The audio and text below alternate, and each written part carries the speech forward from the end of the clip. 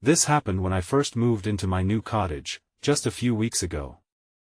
I had just turned 34 and thought a fresh start would help me feel better after a tough childhood. The town was small and quiet. I felt hopeful as I unpacked my boxes in the old place with its creaking floorboards. I thought it would be a perfect environment for my work with children. But I've never stopped thinking about what happened next. On my second night, while I was getting ready for bed, I heard what sounded like laughter. It was faint, almost like children playing outside. I remember walking to the back door, feeling a little uneasy but pushing it aside. I stepped outside, and my heart started racing. The yard was empty.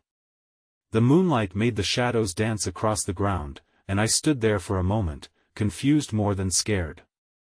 Maybe I misheard. As the weeks went by, the laughter changed. It morphed into whispering. I'd be working late, typing on my laptop, and if I listened closely, I could hear it echoing through the walls. At first, I tried to block it out, but it grew harder as the whispers filled my nights.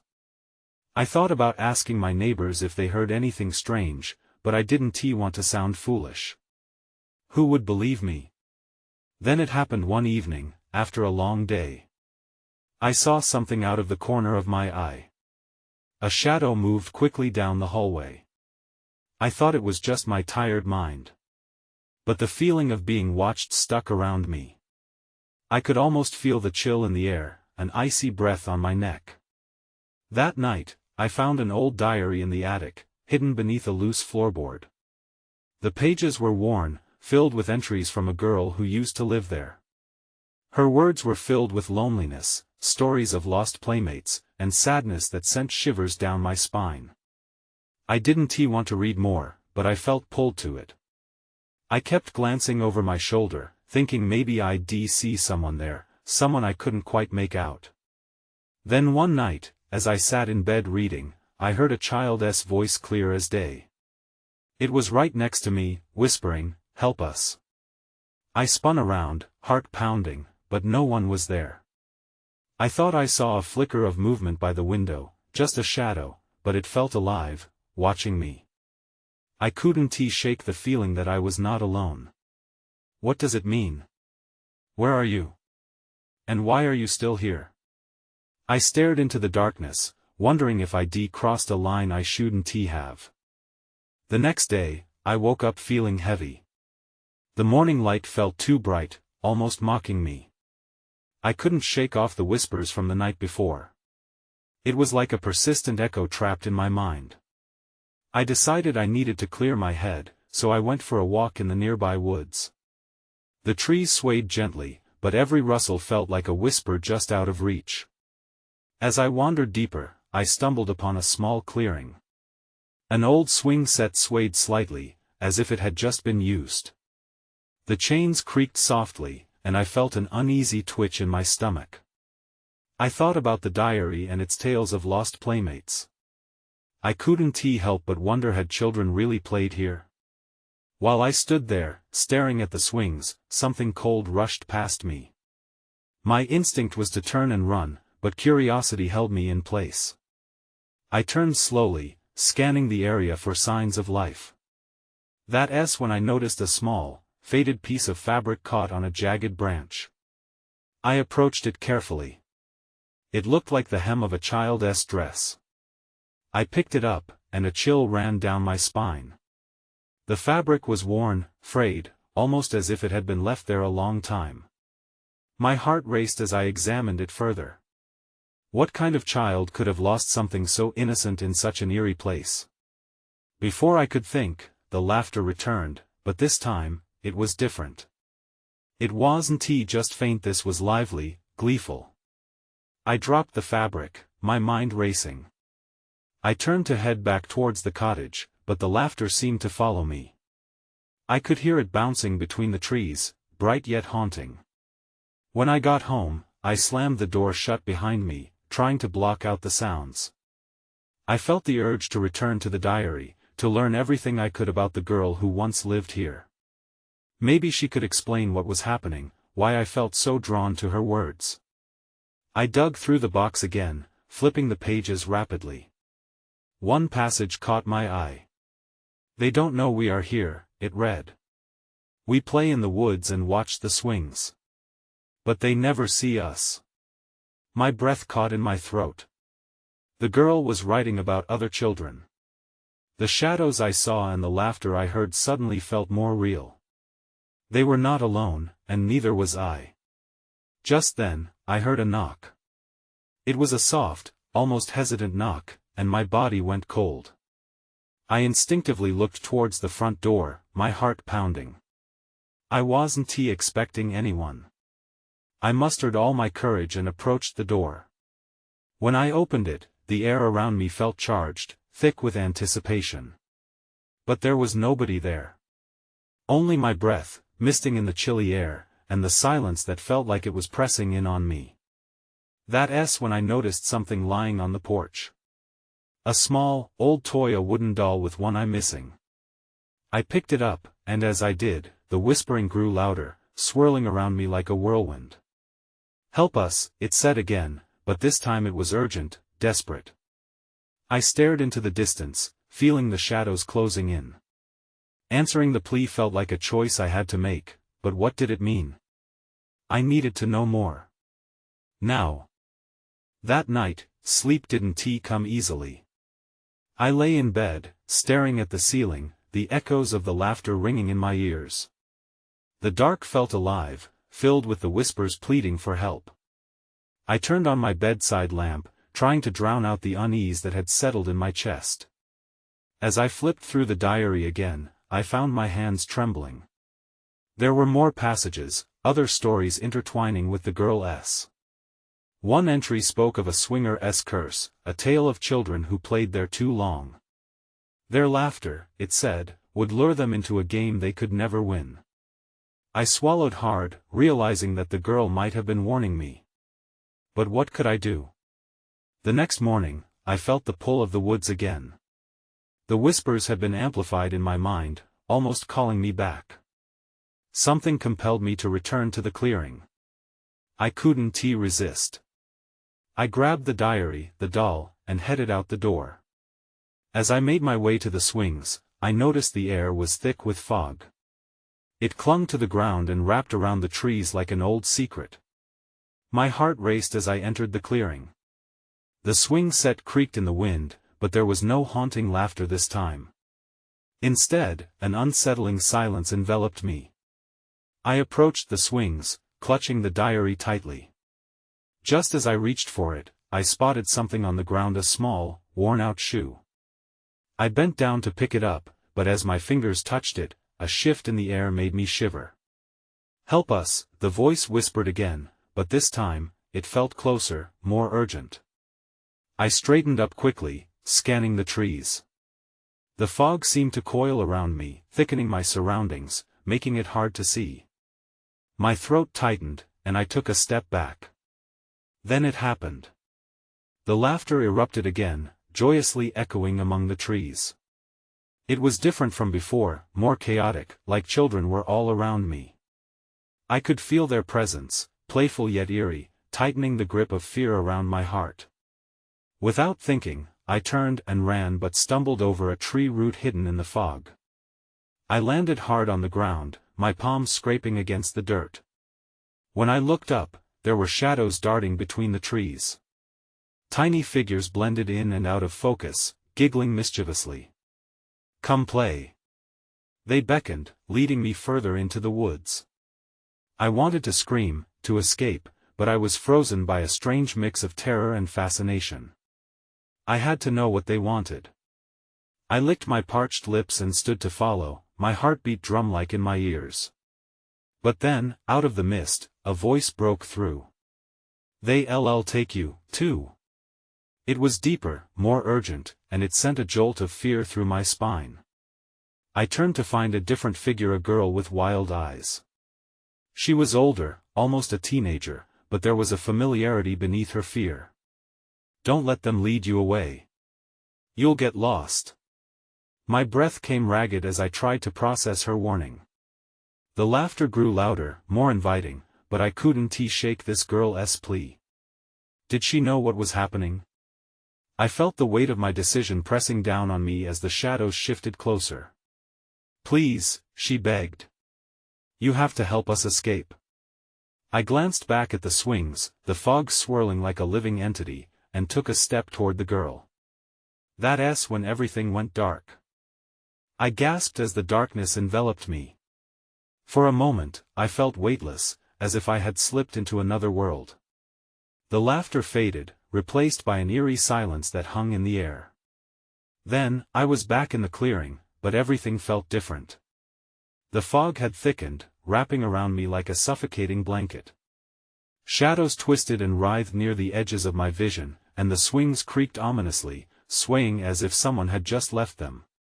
"Help us," a chorus of voices echoed, higher and more desperate than before. Panic seized me.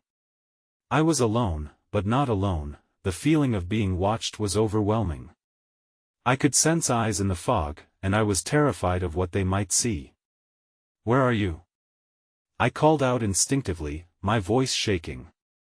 "I'm here to help." The words felt hollow, offering little comfort to my racing heart.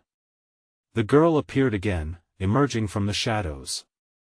"You shouldn't have come back," she cried, her wild eyes now darting around, searching for something or someone. "They'll try to trap you." I couldn't take my eyes off her. I needed her calm amid my growing chaos. "What do you mean? Trapped how?" But before she could answer, one of the tiny figures leaped from the fog. A small boy, his cheeks smeared with muck and dirt, grinned widely despite the fear creeping into my thoughts. "Come play. It's fun," he shouted, his voice a siren song. I took a hesitant step back. "No. I don't want to play." But even as I said it, I felt a pull, a magnetic attraction to the boy, as if the fog itself was urging me to join them. "That's how it begins," the girl urged. "They'll trick you into thinking it's fun, and then you'll forget everything, even who you are." Suddenly, I felt a sharp tug at my wrist. I looked down to see a cold, small hand gripping me, pulling me toward the laughter that echoed like a siren call. My heart raced harder as the shadows began circling closer, and I felt a sense of urgency rising in my chest. "Don't let them take you," the girl shouted. "Follow me." Without thinking, I yanked my arm away from the boy and ran toward her, the fog swirling violently. She reached out her hand, and I seized it like a lifeline. Together, we dashed deeper into the mist, away from the laughter and the hypnotic shadows. But just as I thought we were escaping, the fog grew thicker, pulling us apart. I felt her hand slip from mine, and a wave of dread crashed over me. I whipped around, searching for her, but all I could see was an endless sea of swirling gray. "Help us." The voices were everywhere now, echoing in my mind. I could feel fear gripping my heart, a choking sensation clawing at my throat. Desperate, I called for the girl, but my voice was lost in the thick fog. I stumbled, feeling a weight pressing down on me, and I closed my eyes against the suffocating darkness, praying that this wasn't the end. Then, someone grabbed me from behind a firm grip that sent a shiver down my spine.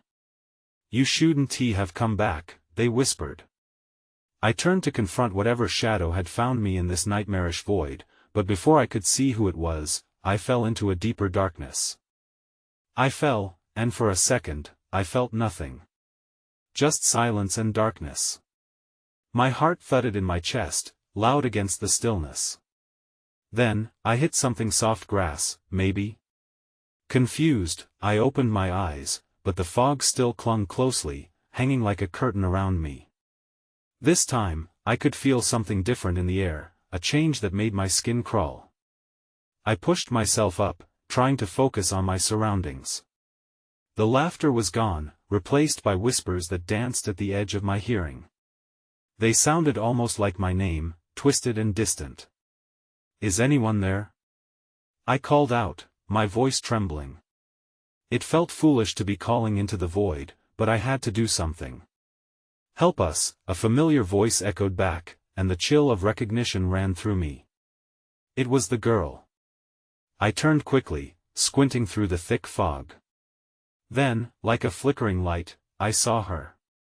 She stood at the foot of a massive oak tree, its dark branches looming above us like skeletal fingers. "Over here." She beckoned urgently. I stumbled toward her, the weight of fear dragging at my feet. "What happened? Where did you go?"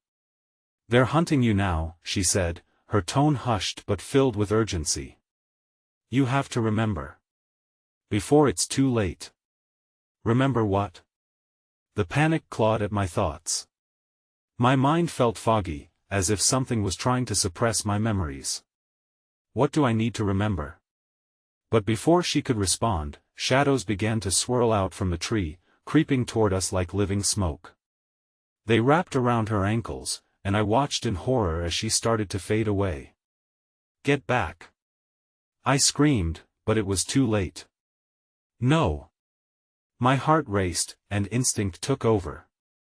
I lunged for her, but my hand grasped nothing but air. "Run!" she shouted, her voice already fading. "You have to get away."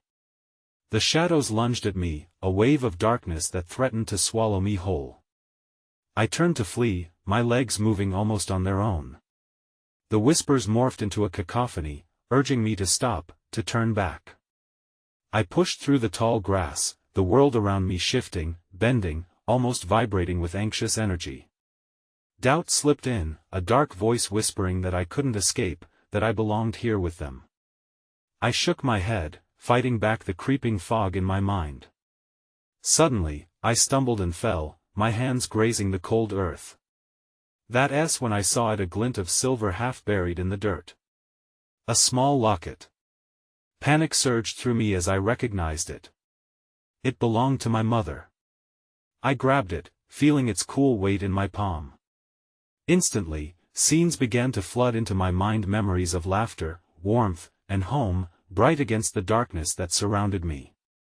The fog and shadows shrieked, the whispers turning into angry wails. "Remember." The voice urged again, louder now, bringing clarity and strength. Just as I started to stand, a figure materialized in front of me, a shadowy outline blocking my escape. My breath caught in my throat. "Not again," I breathed. As I stood frozen, the locket clutched tightly to my chest, the realization struck me. I was not just running from them, I was running from my past. And I might have to confront it if I wanted to escape. The shadow loomed closer. I could barely make out its features, but the fear it radiated felt all too familiar. My heart pounded harder, drowning out the whispers that wrapped around me like a fog. I didn't want to move, didn't want to face whatever was blocking my path. "Who are you?" I managed to ask, forcing the words out even as they trembled on my lips. The figure didn't respond. Instead, it shifted slightly, and I felt a wave of dread wash over me. Then, it spoke. "You shouldn't be here." The voice sent chills down my spine. It was smooth, yet I sensed the danger beneath it. "Get away!" I shouted, finding an ounce of courage. The locket dangled from my fingers, its cool metal a reminder of who I was and what I had lost. I clenched it tighter, as if it could protect me. The shadow tilted its head, examining me. "You need to remember, but you can't stay." With that, it lunged forward. I stepped back instinctively, nearly losing my balance. The world around me started to swirl again, the fog thickening, pulling me in every direction. "Wake up!" I yelled, forcing my hands to push against the air. My voice echoed, bouncing back with a mocking tone. The figure stopped, its eyes darkening as if calculating its next move. Maybe it fed off fear. Maybe it thrived on uncertainty. I had to break free from this nightmare. I turned and ran, the cold, moist air stinging my face. Behind me, I could hear the shadows whispering, "Come back, come back." Branches snatched at my clothes, dragging me back. I could almost see glimpses of faces in the fog, lost and pleading. Each step felt like wading through molasses. Then I remembered the locket. I ripped it open, revealing the faded picture inside. My mother, smiling brightly, her laughter echoing in my memories. I poured every ounce of focus I had into that smile, pushing it out into the darkness around me. "Leave me alone!" I shouted, and the shadows recoiled as if struck. The instant was electric. I pressed forward, feeling empowered. Whatever was out here, I could face it. Just ahead, a flicker of light caught my eye. I edged closer, guided by instinct. It was then I noticed what was illuminating the space around me, a small, quaint cottage nestled between trees that seemed to guard it. I approached cautiously, heart racing. The whispers faded, replaced by a faint rustling that felt inviting. Maybe it was a refuge. Maybe I could find answers there. Just as I reached for the door, a familiar voice broke through the remains of the fog. "You have to go. They're coming." I turned on my heel but saw no one. Panic surged again, but I steeled my nerves. I couldn't hesitate. I pushed the door open. Inside, the light was warm, but the air crackled with tension. I took a step in, crossing the threshold. As I did, the door slammed shut behind me with a finality that sent spikes of dread into my veins. I was not alone. I could feel it. My chest tightened, and a sense of rightness or wrongness curled into a knot. Something was about to unfold, something that would change everything I thought I knew. And then I heard it again, that voice. "Remember." What awaited me inside? I took a deep breath, bracing myself for whatever was coming next. The air felt heavy, pressing down on me as I stood in the dimly lit room. There was a fire crackling in the corner, casting flickering shadows that danced along the walls. It smelled of old wood and something floral, but it was the voices that hung thick in the air, echoing faintly in my ears. "Remember," the whisper floated again, close enough that I spun around, searching the corners of the room for the source. Nothing but shadows. I took a cautious step forward, feeling the warmth of the fire against my skin. The furnishings were worn but cozy, an overstuffed chair with fraying edges, a small table with chipped paint, and shelves lined with dusty books. Each object seemed to hold a story, but my mind was more focused on escape than investigation. Then I noticed something on the table, a small wooden box intricately carved with swirling designs. My heart raced as I approached. Maybe it held something important. Something that could explain what was happening. I reached out, lifting the lid. Inside, I found a collection of photographs sealed in yellowing envelopes. One grabbed my attention immediately. It was a picture of a childhood birthday party. I recognized the girl in the center. It was me, smiling brightly with my friends around a cake. But that wasn't the only thing that struck me. In the background, a shadowy figure loomed, just barely visible, its face obscured. My stomach twisted. I had no recollection of this. I rifled through the envelopes, each photograph telling a piece of a story I couldn't fully grasp. Another showed me at a playground, laughing with a friend. Yet again, a dark shape lurked in the distance. My skin prickled. Why had I forgotten all of this? And who had been watching? I slammed the box shut, panic setting in. I didn't want to remember. I didn't want to know what lingered in those images. But the voices returned, stronger this time. "You have to remember. It's all connected." The floor creaked behind me, and my heart stopped.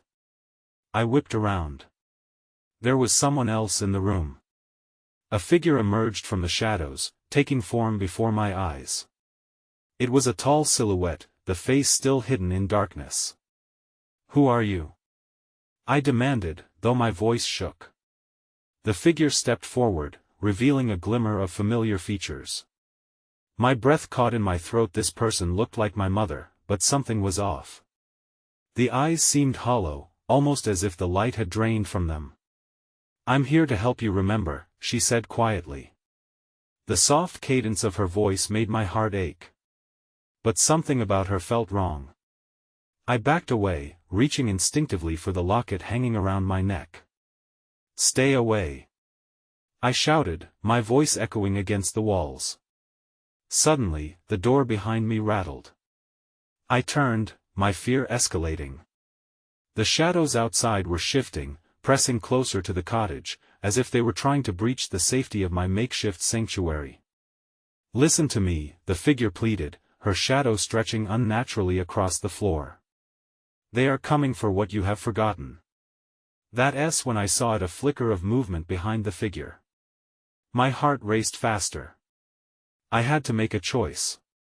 Draw closer to a memory that terrified me, or unite with the unknown that threatened to consume me. "Get out!" I yelled again, my mind racing. But the darkness was louder now, devouring the light and daring me to choose a side. I tightened my grip on the locket, my knuckles turning white. The figure that resembled my mother took a step closer, her hands outstretched as if trying to reach me.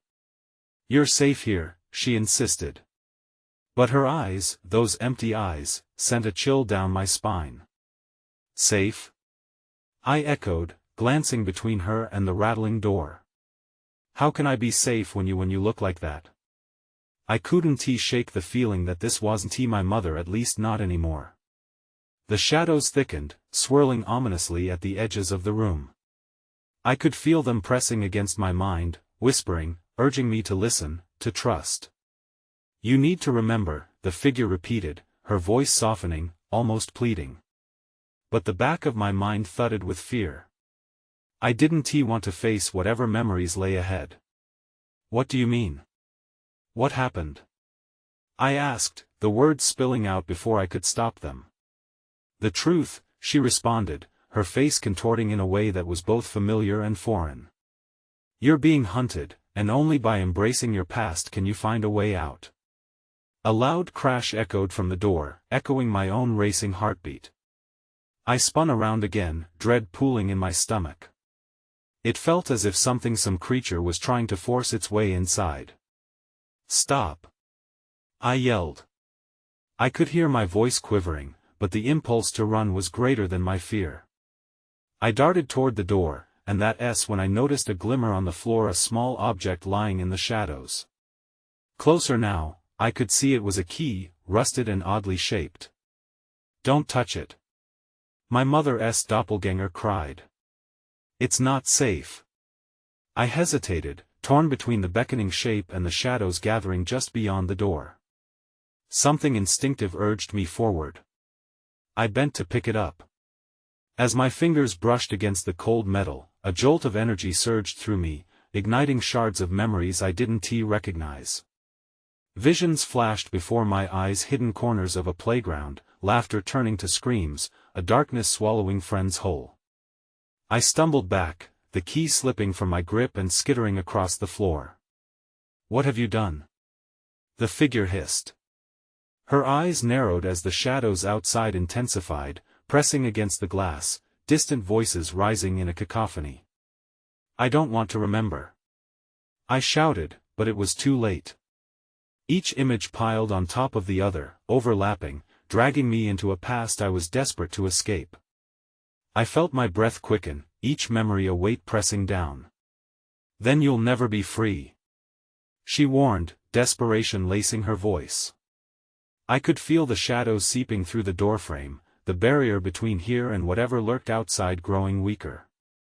That's when I heard it, whispers merging with the wind. "Remember, remember." It wrapped around me like a suffocating blanket.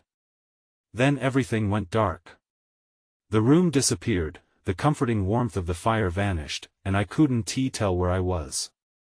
It felt like I was being pulled into a void, lost in a silence that felt like the end. But suddenly, a light flickered. Out of the darkness, a faint figure appeared, small, fragile. Hope surged through me. I had to reach it, even if it led me deeper into the shadows. I stepped forward, unaware of the danger closing in behind me. The light grew brighter, pulling me out of the dark. I stumbled forward, trying to reach it, my heart pounding in sync with each nervous step.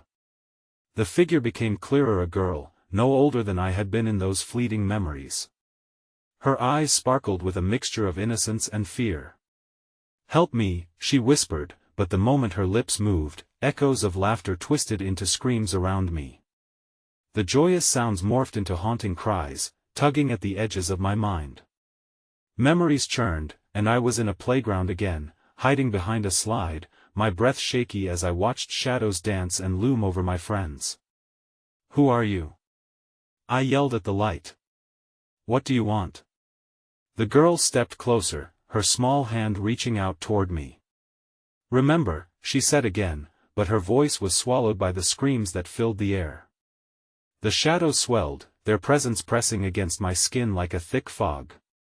I could feel them invading my thoughts, warping my sense of reality. Everything felt both tangible and unreal. I glanced behind me. The room was gone, replaced by swirling darkness where shapes lurked just beyond what I could see. Fear gripped me, and I turned back to the girl. "What are you?" "Just a part of you," she answered, her voice trembling as she faltered. I scanned the gloom around us, trying to assert control. Each glance sent another wave of panic coursing through me, the whispers growing louder. They weren't just memories anymore, they were demands. Suddenly, the girl broke into tears. "You have to help us." She fell to her knees, and I dropped to the ground beside her. "They won't let us go. We're trapped." "That's not possible." I protested, but deep down, I could feel the truth in her words. My breath came fast, desperate to drown out the chorus of despair entwined with the shadows. I gathered the courage to look behind us again. The darkness was heavier now, tendrils reaching for both of us. I realized I had to act, to break the cycle somehow. "If I remember," I hesitated, "if I face whatever it is that happened, maybe it will help you. Maybe it will help all of us." She looked up at me, tears shining in her eyes, and nodded. "We need you." I took a deep breath, preparing myself. "Okay, I'll remember." As the words left my mouth, the shadows shifted, writhing as if they were alive. The air grew colder, and I saw a dark figure emerge behind them. It was larger, almost indistinguishable, but its eyes glowed with an intensity that made my skin crawl. "You shouldn't have said that," it growled, a voice soaked in malice. I pulled back instinctively, fear locking my joints. "What do you want?" The figure didn't respond directly. Instead, it moved closer, and the girl's hand found mine. "We need to confront it together," she urged, her grip tightening. Before I could agree, the shadows twisted around us, and my mind was bombarded with sounds, images, and flashes of light. A different playground, new faces mixed with familiar ones, laughter morphing into cries that felt like my own. And then I remembered the first time I had been afraid. "No," I gasped, the realization coursing through me. As the shadows closed in, I could feel the weight of their presence, the voices rising in a fervor, pushing me toward a culmination I wasn't ready for. "Run!" I screamed, pulling the girl up with me. But before we could flee, the darkness surged forth, tightening its grip. I was not just facing my past, I was facing something more, something waiting for my surrender. I burst through a wall of darkness that felt almost tangible, tearing free from the shadows' clutches just as they reached for me. I stumbled into a clearing, gasping for air, and turned to see the girl still at my side, her eyes wide with fear. "This way!" I shouted, dragging her along the edge of the fog that seemed to close in around us. I felt the shadows thrumming with anger behind us. The laughter and cries bled into one another, a swirling vortex of noise that clawed at my sanity. Together, we sprinted toward the edge of the clearing, my heart pounding like a war drum. Every step felt heavy with dread, the flickering recollections of happier times hounding me, memories of laughter and light now tainted by the darkness pursuing us. Just as I thought we might escape, the ground shifted beneath our feet, sending us sprawling at the forest's edge. "Keep going!" I yelled, gasping as I pulled us back to our feet. "We can't stop." Around us, the trees seemed to bend and sway, the whispers escalated to a manic crescendo, as if they were alive and sensing our urgency. The air felt charged with something electric, a strange mixture of fear and determination. The girl squeezed my hand tighter, her small form trembling next to mine. "We have to confront it," she cried, her voice shaking with a mix of fear and resolve that echoed my own mantra. "Right. We'll confront it together," I shouted back, a surge of ancient courage rising within me. As we pressed forward, my mind was racing through what I had uncovered, the memories that had been hidden, the truth whispering to me beneath the layers of fear. Suddenly, the fog began to clear, revealing a patch of sunlit grass ahead. Light pierced through, somehow surreal, and I felt a strange mixture of warmth and urgency. "That's it," I shouted, pulling the girl toward it. As we neared the light, the darkness roared behind us, a deep, terrible sound that made the ground tremble. I risked a glance back. The shadowy figure loomed larger than before, distorting every familiar shape into grotesque caricatures. Tendrils snaked towards us, and for a split second, I hesitated, fear clawing at my throat. "Remember," the girl urged, her voice cutting through the tempest of noise. Images flooded back to me, childhood friends, light-hearted games, but also the flashes of darker late-afternoon skies, laughter replaced by cries of trouble. The memories rippled. I finally realized the truth. The darkness was not just a shadow lurking around me, it was part of a long-ignored terror, intertwining with innocent joy. "Whatever happens, don't look back," I shouted, my voice firm. With our hands intertwined, I ran into the light, the strange, warm glow wrapping around us like a protective veil. The shadows collided with that barrier, a fierce roar erupting behind us as they thrashed and writhed in resistance. But the warmth pulled us in, and in that light, I began to see glimpses of those forgotten memories, watching friends laugh, falling from the swings, the fear of losing them. Embracing that fragmented nostalgia, I acknowledged every experience, every laugh that had turned to silence. "Let them go," I shouted out into the seemingly endless horror that unleashed behind me. "You have no hold on me anymore." In a whirlwind of strength, I felt the light surge, and a beacon of clarity ignited within me. The darkness shrieked as if recoiling from a blinding revelation. I could feel the girl next to me drawing strength from my resolve, and together we stood tall as the shadows writhed in agony. The darkness began to dissolve, its malevolence unwinding like mist under the rising sun. And then, all at once, the girl's eyes locked onto mine. "You did it!" she exclaimed, her voice ringing above the cacophony of fading whispers. But as the shadows faded into mere pinpricks of darkness that scattered away, I felt the pang of a lingering presence, a subtle uncertainty that gnawed at me. A part of me remained curious about the truth hidden behind my past, the forgotten corners that might still hold danger. The clearing opened to bright sunlight, illuminating our path forward, but I knew that while I was free in this moment, some questions would remain unanswered. I turned back briefly, catching one last fragment of shadow retreating into the woods, the thrill of escape edged with lingering dread. "I still want to help you," I called into the fading darkness, almost instinctively, but there was no reply, just an echo that faded into the forest. I moved back toward the light, the girl at my side. I realized I might never fully grasp the nature of what had happened, nor would I find all the answers to questions that would forever linger unanswered. All I knew was that I had escaped for now. As we emerged from the woods, my gaze fell back on the trees, bathed in sunlight yet still shrouded with uncertainty. I moved away, my heart lighter but still heavy with remnants of the haunting past. I walked with purpose now, feeling the echoes of laughter return to my mind, not quite innocent, but stronger, a testament to resilience. As the cottage slipped from view, I felt that strange haunting still, like I had found peace for now, yet the shadows danced just beneath the surface, teaching me that some parts of the past might remain forever in the dark. I moved away, but could never quite erase the feeling that they might always be watching.